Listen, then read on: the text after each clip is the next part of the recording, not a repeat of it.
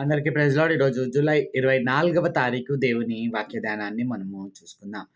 ప్రాముఖ్యంగా ఇక్కడ మనం చూసినట్లయితే ఈరోజు దేవుని వాక్య భాగంలో నుండి ఫిలిప్పీలకు రాస్తున్నటువంటి శుభములలో పౌలు అక్కడ కొన్ని విషయాలను ప్రస్తావిస్తూ వారి యొక్క పలకరింపులో వారిని పలకరించడంలో ఇక్కడ సార్వత్రికంగా మనకు కూడా తెలియజేసేటటువంటి విషయము ఏమిటి అనేది ఇక్కడ మనం గుర్తించినట్లయితే క్రీస్తులో ఎదగడానికి కావలసినటువంటి విషయాలు అవి కావలసినటువంటివి అనే దానికన్నా కూడా ఇట్ ఈస్ అ మ్యాండేట్ అని మనం చెప్పుకోవచ్చు. ఇవి కంపల్సరీ క్రీస్తులో ఎదగడానికి అని మనం ఇక్కడ గ్రహించాలి. కాబట్టి దైవభక్తిలో అభివృద్ధి సాధకమైనటువంటి విషయాలు ఏవైతే ఉంటా ఉన్నాయో పౌలు ప్రాముఖ్యంగా ఇవి ఫిలిప్పీ సంఘం విషయంలో ప్రస్తావిస్తూ ఉన్నాడు.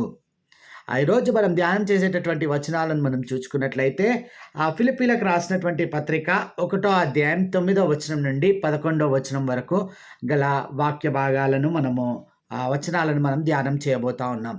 ఇక్కడ మనం గమనించినట్లయితే పౌలు ప్రతి పత్రికలో కూడా వారి మొదటగా పరిచయాన్ని ఎవరెవరు రాస్తున్నారని తెలియజేస్తాడు.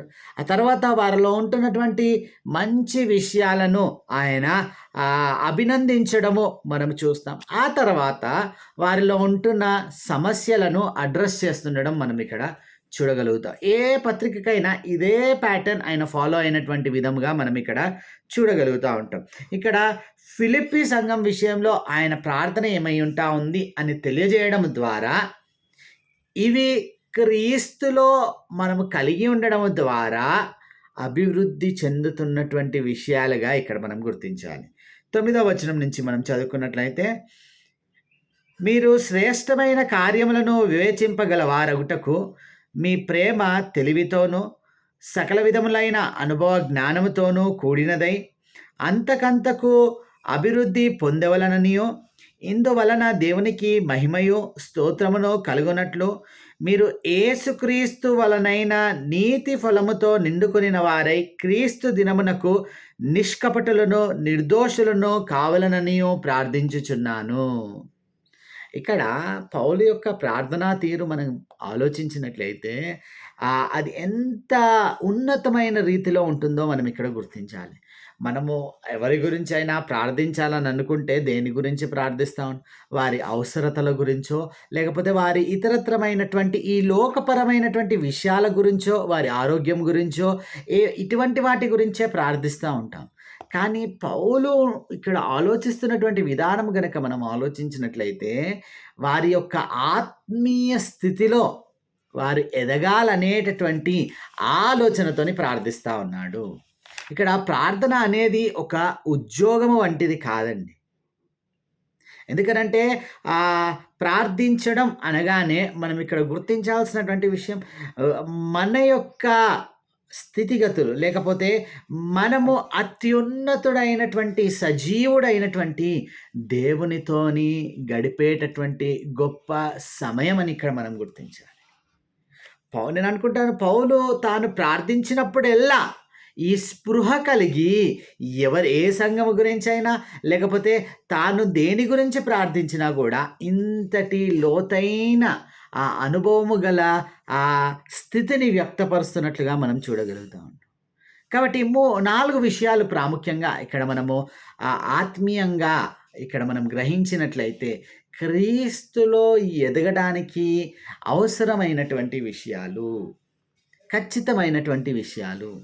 మొదటగా ఇక్కడ మనం గమనించినట్లయితే ప్రేమ, లవ్.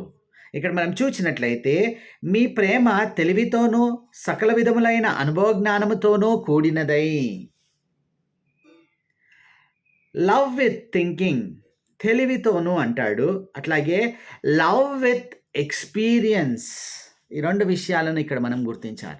నేటి దినాన జ్ఞానము కలిగి ప్రేమించడం లేదా తెలివి కలిగి ప్రేమించడం అని అనుకుంటే మన యొక్క ప్రేమ ఎట్టి విధంగా ఉంటుందనంటే వారితో అవసరత ఉంటే వారిని ప్రేమిస్తాం, లేదు వారితో ఏం అవసరత లేదనుకో మనము ప్రేమించు. అటువంటి అంటే మన మెటీరియలిస్టిక్ రియాలిటీస్ లేకపోతే అవసరతల మీద మన ప్రేమ నిలవకూడదు. ఇంకా ప్రాముఖ్యంగా మనం ఆలోచించినట్లయితే ఇక్కడ ఎట్టి ప్రేమను ఇతరుల పట్ల చూపించడానికి పౌలు ఎక్స్‌పెక్ట్ చేస్తా ఉన్నాడంటే, దేవుడు మన మీద చూపించినటువంటి ప్రేమను కేవలం అగాపే అనేటటువంటి పదము. అంటే అవధుల్లేని లేదా బౌండరీస్ లేని లిమిట్‌లెస్ లవ్‌తోని ఆయన మనము పాపులమని ఎరిగి కూడా మనల్ని ప్రేమించినటువంటి ఆ ప్రేమ కేవలం ఇది దేవుని యొక్క ప్రేమకే ఈ పదం ఆపాదించబడుతుంది. అగాపే అనేటటువంటి పదము. ఒకవేళ ఇదే విషయాన్ని పౌలు ఏమని వర్ణిస్తా ఉంటున్నాడనంటే, దేవుని ద్వారా ఎట్టి ప్రేమను అగాపే ప్రేమను మనం పొందుకున్నామో అటువంటి లిమిట్‌లెస్ లవ్‌ను, బౌండరీస్ లేని లవ్‌ను, అవధులు లేనటువంటి లవ్‌ను, ప్రేమను మనం ఇతరుల పట్ల చూపించాలి. అంటే దేవుడు మన పట్ల చూపించినటువంటి ఆ అగాపే ప్రేమను ఇక్కడ పౌలు ఏమంటున్నాడనంటే, మనము ఇతరుల పట్ల అటువంటి అగాపే ప్రేమను చూపించాలంట.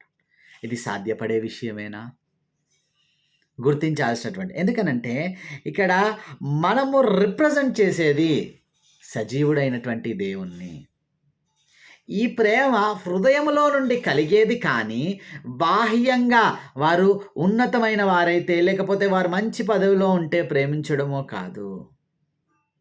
ఇంకా ఇక్కడ మనం గుర్తించినట్లయితే, నీ పూర్ణ హృదయంతోను, నీ పూర్ణ ఆత్మతోను, నీ పూర్ణ మనస్సుతోను నీ దేవుడైన యెహోవాను ప్రేమింపవలెను అంటాడు. అంటే నిన్ను వలె నీ పొరుగువారిని ప్రేమింపవలెననేటటువంటి ఆజ్ఞలేవైతే ఇవ్వబడతా ఉన్నాయో, దేవునిని ఎట్లా ప్రేమించాలని అంటా ఉన్నాడు ఇక్కడ.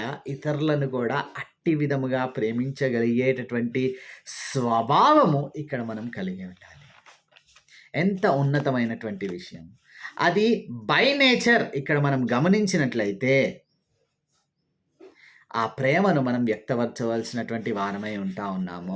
ఇది అవతలి వాళ్ళు యొక్క స్థితి అంటే వారు మనతో మంచిగా ఉంటే ప్రేమించడము, లేకపోతే మంచిగా లేకపోతే ప్రేమించడము, వాళ్ళతో అవసరాలుంటే ఇటువంటి ప్రేమ కాదండి.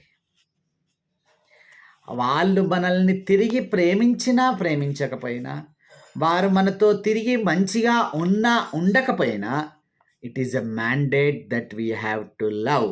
అంటే ఈ విషయాన్ని ఇక్కడ మనం గుర్తించాలి. ఇంకా అక్కడ మనం ఆలోచించినట్లయితే రెండవ విషయము ఎక్సలెన్స్, సమర్థత. ఇక్కడ మనం గుర్తించాల్సినటువంటి విషయము, మీరు శ్రేష్టమైన కార్యములను వివేచింపగలవారగుటకు. శ్రేష్టమైన కార్యములు అంటాడు. శ్రేష్టమైన కార్యములు. ఇక్కడ God always expects us to have an excellence in our spiritual lifes. ఇక్కడ మనం గుర్తించినటువంటి విషయాలను మనం ఆలోచిస్తే, ఈ లోకంలో మనము చేసేటటువంటి ప్రతి పని అది ఎక్సలెంటా లేదా శ్రేష్టమైనదా కాదా అనేటటువంటి ఆలోచన లేకపోతే థింకింగ్ మనకు రావాలి అనంటే, when we have that connection with God, అంటే లిటరల్గా చెప్పాలంటే దేవుని చిత్తానుసారమైన పనులు చేయడమే శ్రేష్టమైనటువంటి కార్యములని మనం ఇక్కడ వర్ణించుకోవచ్చు. How to know the will of God? Is there any ఏదైనా ఇట్లా తెలుసుకునేటటువంటి విధముగా, ఒక చిటిక వేసేటటువంటి సమయంలో తెలుసుకునేటటువంటి విధంగా దేవుని చిత్తమును మనం ఏమన్నా గమనించగలుగుతామా? ఏ సాధనము లేదండి. కేవలము దేవుని వాక్యమును చదవడము తప్ప దేవుని చిత్తము తెలుసుకోవడానికి ఇతరత్రమైనటువంటి మార్గము ఏదీ లేదు. ఆలోచించాలి. దేవుని వాక్యం అనగానే ఎంతసేపు ఇతరులు చెప్పినటువంటి వాక్యం వినడం మాత్రమే కాదు. అది ఒక పార్ట్ అంతే. అర్థం చేసుకోవడానికి అదొక పార్ట్. కానీ నీవు వ్యక్తిగతంగా ఈ వాక్యమును చదువుతున్నప్పుడు మైండెడ్ ఇక్కడ మనం గమనించినట్లయితే, నేను అనేక మార్లు వ్యక్తిగతంగా అనుభవించినటువంటి విషయాన్ని మీతో పంచుకుంటాను. ఏంటనంటే, మన జీవిత పరిస్థితులతో దేవుడు ఈ వాక్య భాగము ద్వారా మాట్లాడతాడు. అది మనం ఏమనుకుంటాము అక్కడ క్యాలెండర్ పద్ధతులు లేకపోతే లాటరీలాగా తీయడము కాదండి. నీ రెగ్యులర్ స్టడీలో నుండే దేవుడు ఆ వాక్య భాగం ద్వారా నీతో మాట్లాడతాడు. శ్రేష్టమైన కార్యములు నీవు చేయాలనంటే ఇక్కడ నీ యొక్క ఆ వాక్య ధ్యానమును లేదా దేవుని చిత్తమును తెలుసుకునేటటువంటి ఆ సాధనమైనటువంటి ఈ దేవుని వాక్యాన్ని అనేక మంది నేటి దినాన నెగ్లెక్ట్ చేసేస్తాం, నిర్లక్ష్యపరుస్తా ఉన్నారు. కాదు కాదు, తిరిగి ఆయన వాక్యము దగ్గరికి వచ్చినట్లయితేనే నీ కార్యము శ్రేష్టమైనదో కాదో నీవు గ్రహింపు కలిగి జీవించగలుగుతావు. కానీ చాలామంది నేటి దినాన్ని ఎక్స్పెక్ట్ చేసేటటువంటి విషయం, ఎవరైనా వేరే దగ్గరికి, వేరే దైవజనుని దగ్గరికి లేకపోతే ఇంకొకరి దగ్గరికి వెళ్తే దేవుని చిత్తం ఏంటో వారు నాకు తెలియజేస్తారని అనుకుంటా.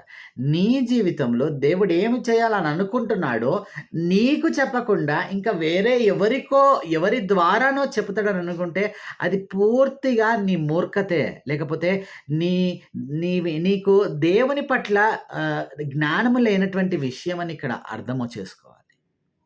నీ గురించి దేవుడు నీకు తెలియజేస్తాడు కానీ ఇతరులకు ఎందుకు తెలియజేస్తాడు? కాబట్టి ఆ చిత్తమును నీవు గ్రహించాలనంటే దేవుని వాక్యం దగ్గరికి రావాల్సిందే. మూడో విషయం ఇక్కడ మనం గమనించినట్లయితే మన యొక్క ఆత్మీయతలో లేదా దేవునిలో నువ్వు ఎదుగుతున్నావు, ఎదగాలి అని అనుకుంటే గమనించాల్సినటువంటి మూడో విషయము ఇంటిగ్రిటీ, సమగ్రత. ఇక్కడ మనం ఆలోచించినట్లయితే చెప్పబడుతున్నటువంటి మాట గనక మనం గుర్తించినట్లయితే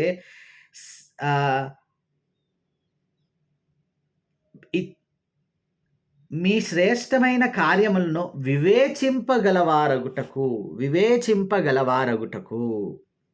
ఇక్కడ మనం గుర్తించాల్సినటువంటి విషయము వివేచన మనము కలిగి ఉండాలి.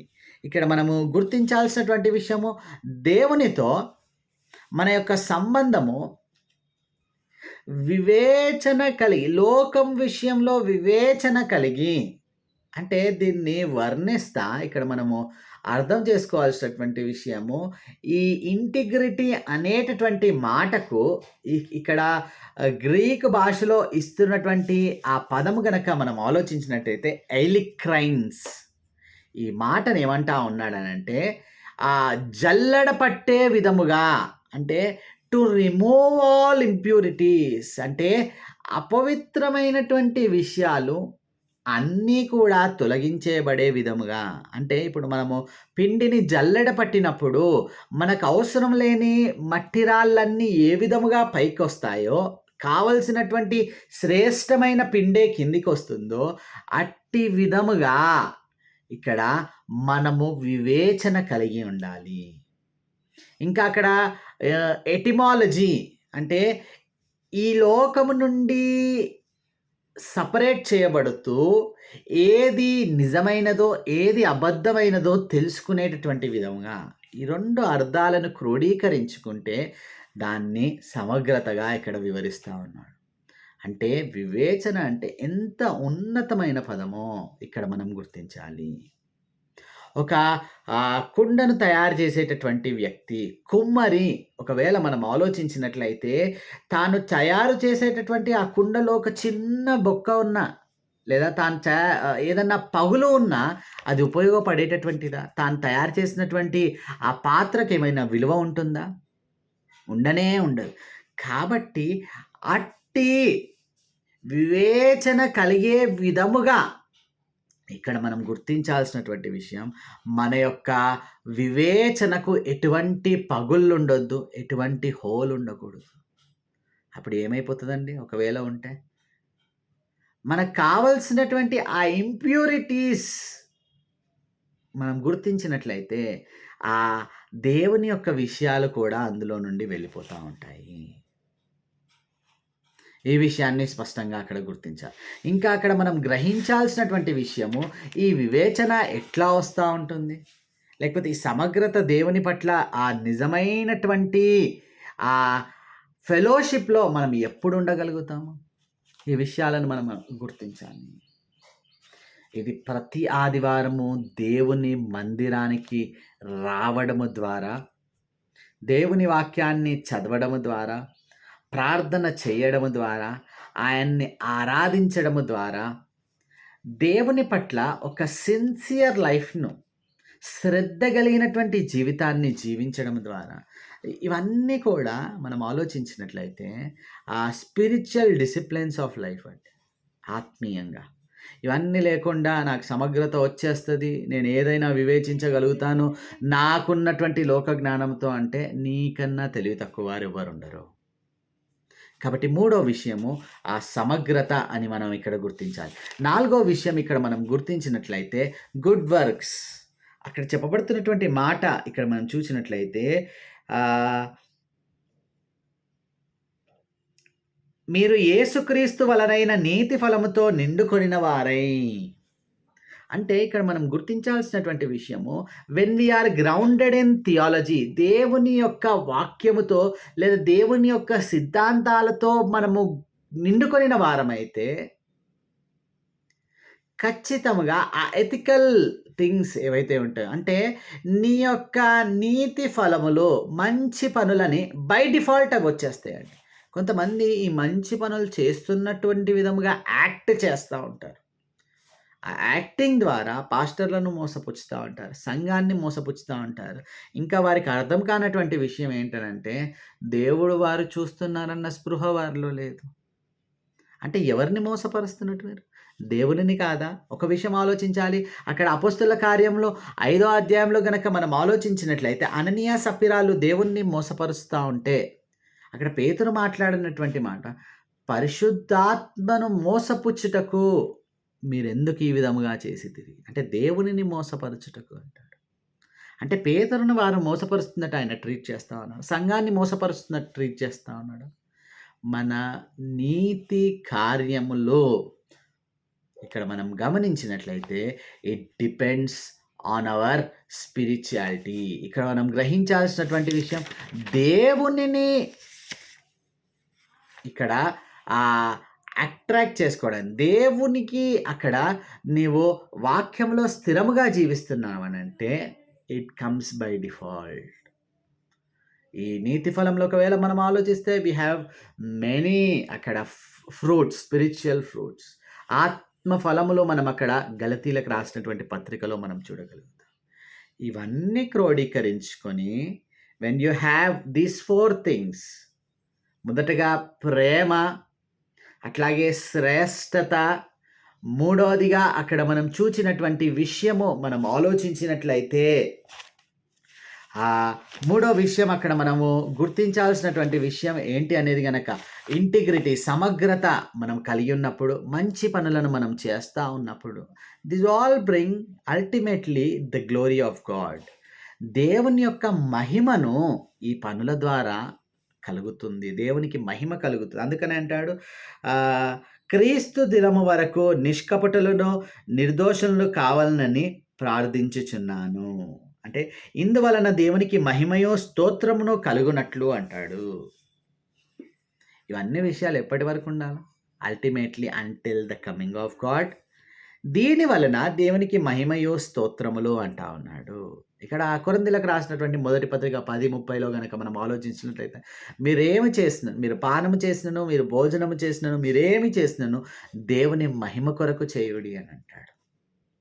అంటే ఈ పనుల ద్వారా మరి దేవునికి మహిమ వస్తుంది, కానీ దేవుని వాక్య వ్యతిరేకమైన జీవితం ద్వారా ఏమైనా మహిమ వస్తుందా?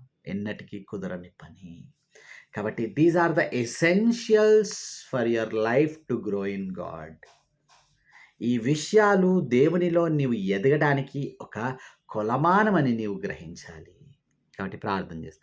అత్యంత కృపగల దేవా, ఈనాడు ఫిలిప్పీ సంఘం విషయంలో పౌలు మాట్లాడుతూ హెచ్చరిస్తున్నటువంటి విషయాలు ఏవైతే ఉంటున్నాయో వాటి పట్ల ఒక స్పృహ కలిగినటువంటి వారై ప్రేమలోనూ శ్రేష్టమైన పనులను జరిగించుటలో, సమగ్రత కలిగి ఉండటలో, ఇంకా మంచి పనులు, నీతి ఫలములు చేయుటయందు ఆసక్తి గలవారమై ఇవి ఒక కులమానమని మాకు తెలియజేస్తున్నప్పుడు నీలో ఎదుగుటకు ఇవి మాకు సహాయపడుతున్నాయి, తోడ్పడుతున్నాయని గ్రహించుకొని ముందుకు కొనసాగుటకు మీ కృపలో భద్రపరుచుకున్నామని యేసు నామములో ప్రార్థించాడు. ఇవడి కొట్టున్నాం తండ్రి, ఆమేన్.